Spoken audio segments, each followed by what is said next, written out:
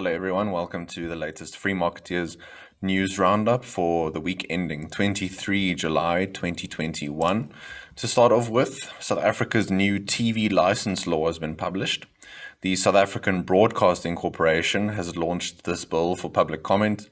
The bill has kept the SABC's TV licensing scheme rather than adopting a household levy, and it does not expand the requirement of a TV license beyond buying television sets.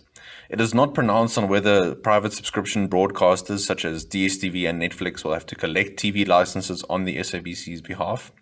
The bill outlines the penalties payable to those who evade paying their TV license fee and allows the SABC to appoint inspectors with the powers to enter any property to execute their duties.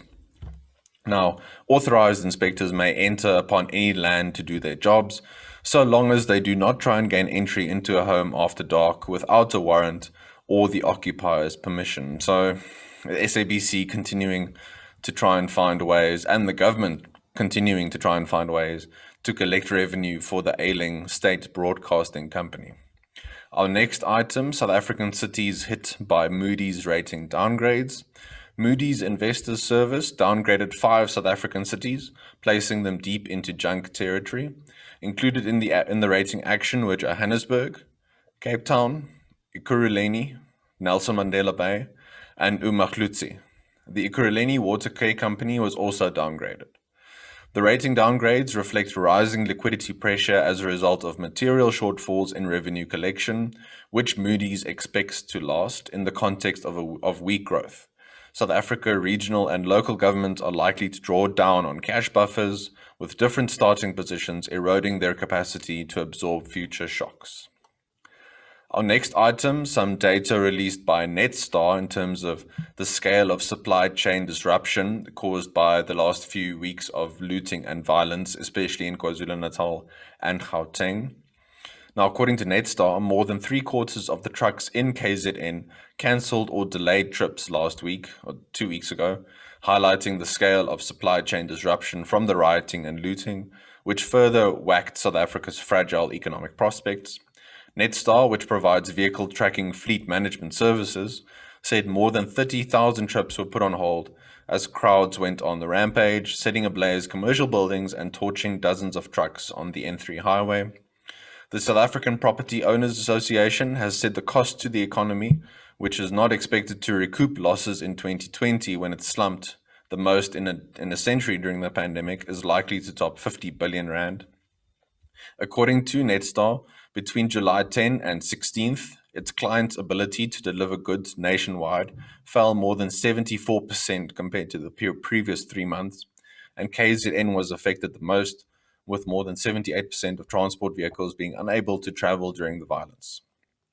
Finally, our second to last point, the International Monetary Fund, or IMF, has published a study in May which suggests civil unrest will have a significant impact on economic growth in South Africa. Now, the study itself wasn't focused on South Africa, it was focused more on the impact of social unrest, but we can extrapolate from it in terms of the effect that social unrest will have on the South African economy, especially after the last 2 weeks. The IMF released its findings on the economic consequences of social unrest. The bottom line is that, on average, the IMF calculates that gross domestic product remains about 1 percentage point below its pre-shock level a year and a half after a major protest. South Africa was widely seen as not getting back to pre-pandemic levels of output before 2023, so recent violence and looting will set this back even further. Confidence has been battered for years, while uncertainty has been a byword for policy in South Africa, which clearly has limited political space on this front. And South Africa's state institutions are anything but strong. Civil society and the private sector are in a different league, which gives some scope for hope. The IMF also notes that countries with weak fundamentals pre-pandemic are expected to suffer the most, and this should social discontent turn into unrest.